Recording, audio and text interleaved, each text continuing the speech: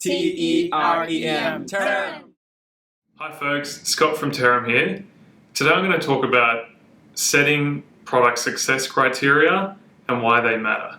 So, how do you know if your new product or feature has worked or is going to work? How do you know if you should kill it? The best way to do that is setting success criteria. Now, this one's a very personal one for me because I've learned through hard-won experience and failure, honestly. I was leading a product where we set out and we kind of said, we know it's going to succeed because we'll just see it and we'll know it'll be working.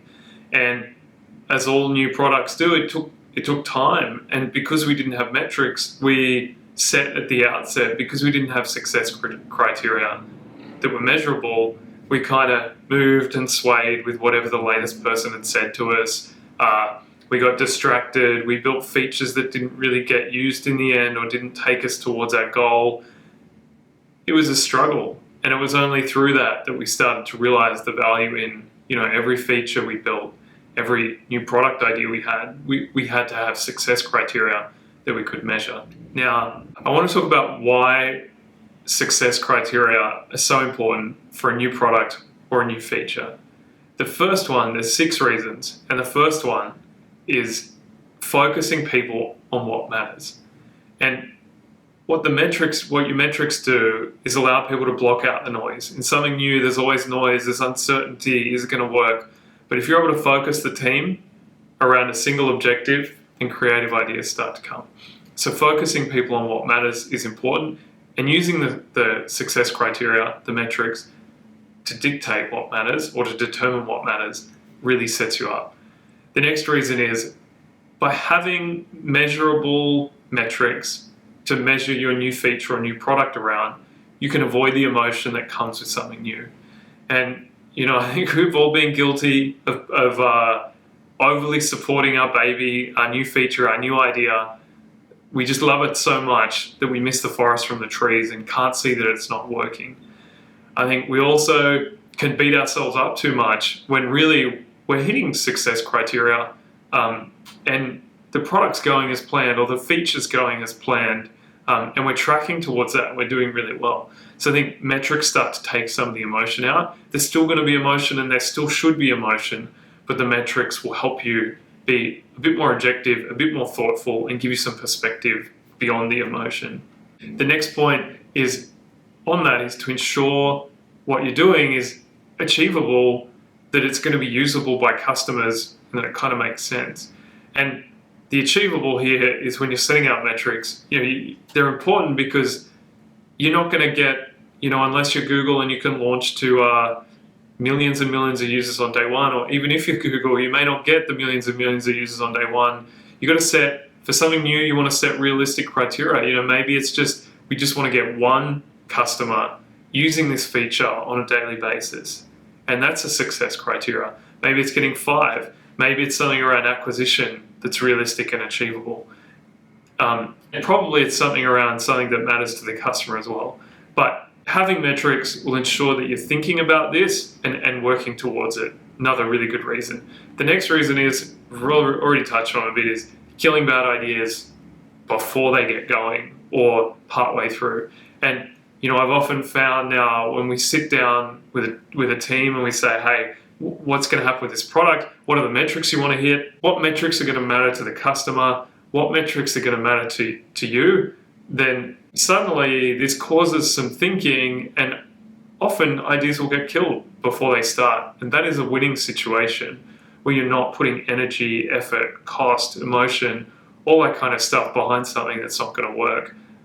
This is where setting success metrics at the start can really help as well. The next point on why product success metrics matter is that getting alignment on expectations. Having success metrics will make sure that your stakeholders, your boss, their boss, your customers even, your team members, are all aligned on what's going to happen next, what success looks like, what failure might look like, because just like we talked about emotion before, not having alignment there can cause issues.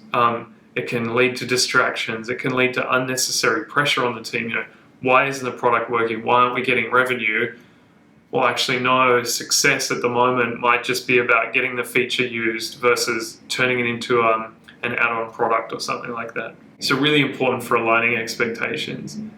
The next one is being able to celebrate. Like having metrics that you've set can help you on what, especially with an entirely new product, it can be such a long journey to get to where you need to be, that having metrics along the way that know you're getting towards your ultimate success goals can really help you and the team celebrate, can help you celebrate with stakeholders, can get you building that momentum that you need to maintain the energy and enthusiasm for making a product succeed. Those are kind of the reasons why product success metrics matter.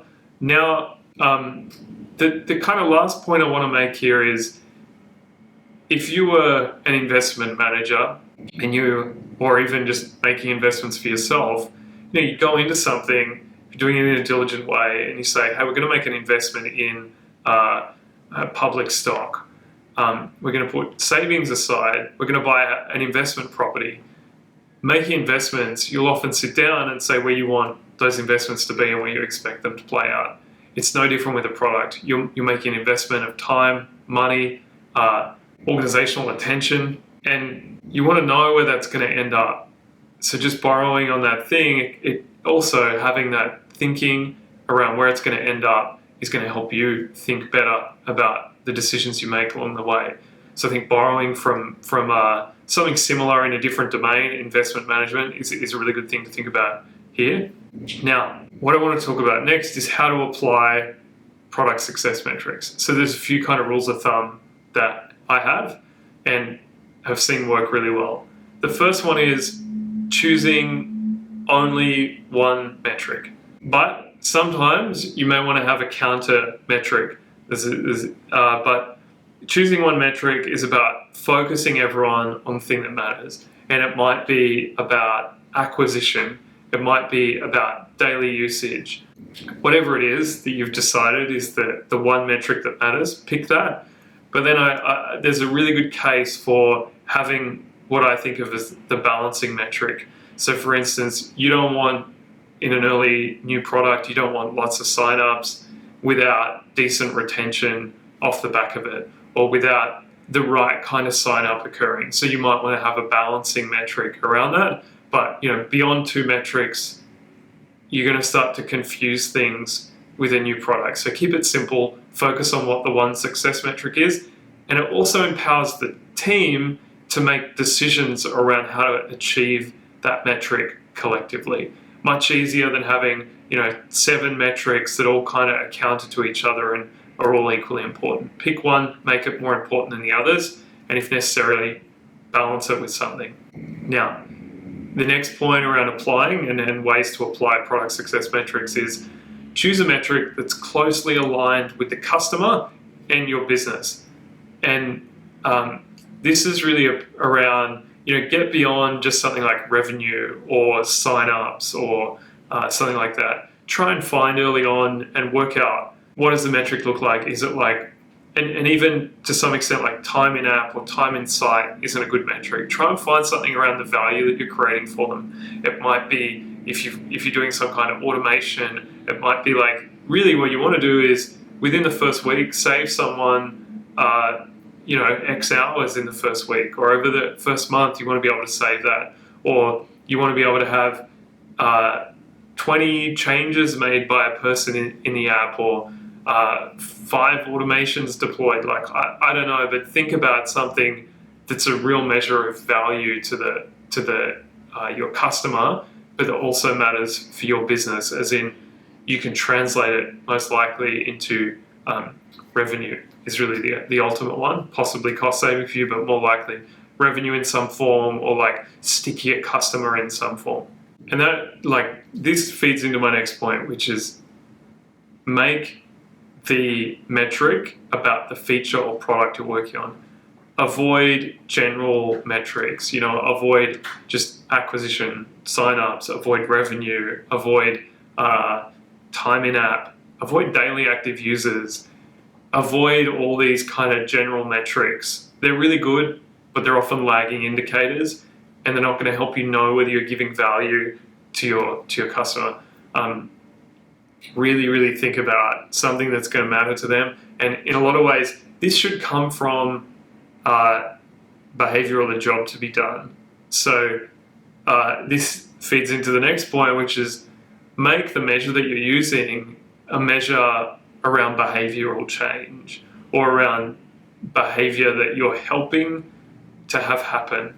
So an action that the customer is taking and then the help that it is giving them. And that really feeds back to jobs to be done if you're familiar with that framework. But by measuring around the help you're giving, you're going to understand whether your product's being useful or not. And then in the early stages, when you're thinking about what your success criteria are going to be, if you can't find that metric around how your product is useful and how it's going to drive behavior for your customer and help them, then you're not ready to build the product. And you really need to get back to what is the success metric that matters to us. Focus in on that and get it right. So that's the next point, which is, and just to reinforce that point, is make it a measure of people and their behavior. Jobs to be done should really help there. So the next point around applying success metrics is don't be afraid to change. Don't change too much, but if you get into something, you're working through it, then don't be afraid to make a change to the metrics that you've chosen. You might find they're not right. You might find they're not driving the behavior you want. You might find you've skewed the product too far in the one way. So don't be afraid to change them. It's okay. Again, these are meant to help thinking, not be guardrails or not set you up on a path that you can't change from. Don't be afraid to change. Probably just make sure you're communicating it, getting everyone on board with why you're changing. Next point in how to apply success metrics is if you're not getting the result you want or you want to get a different result with the metrics that you've chosen, then write out what you're going to do to change them. And I say write it out because every time I've seen this happen, where teams are a bit not sure about what to do, feeling a bit stuck, when it gets written out, I don't know what it is, but this act of committing something to paper about how you're going to impact the success metric or not, really kind of ends up forcing, it's a bit of a forcing function, maybe use a PowerPoint or something, whatever, but commit something to paper around how you're going to change it. And the way to change that metric really ends up finding ways, and debugging that metric will end up finding ways to improve the product ultimately. So really just good tool about how to use the metrics once they're in play. And finally, you might be sitting there thinking, we don't have enough data to pick the metrics. We don't know enough, we've got to do more research, we need a product in market in order to know the metrics are. You've got to have a hypothesis. You've got to start somewhere. Having no metrics is kind of like planning for failure. You need some kind of success metric set. So have a hypothesis, use your thinking, use your intuition, use the research you've already done today to set a hypothesis. You need that hypothesis to work out whether you're tracking against it. And hey, if it's not working, remember you can change them. So just to recap, let's go through the different ways you can apply product success metrics to help your product succeed or work out whether to kill it. Choose only one metric, maybe have a balancing second metric. Choose a metric that's closely aligned to the product, your customer, and your business. Make the metric specific to the feature or product that you have and to your customer. Don't use general ones like revenue, active users. Don't be afraid to change the metric. Make the metric measure of behavior, like using jobs to be done and a metric that matches the job to be done that you're solving. Write out what you need to do to change and make a metric different. It's a useful process to making them better. And if you can't think of what the metric should be, have a hypothesis. Don't go into a new product or new feature without any success metrics. Thanks for having me today. If you enjoyed the video and got something out of it, there's more to it. There's a template, which we've got in the description below. There's an article as well that goes into more detail on some of the topics I've spoken about. And if you've got questions, please write them in the comments. If you want to see more content on product management, product development, please check out our other videos on our YouTube channel and subscribe to the video as well. Thank you so much for having me. See you next time.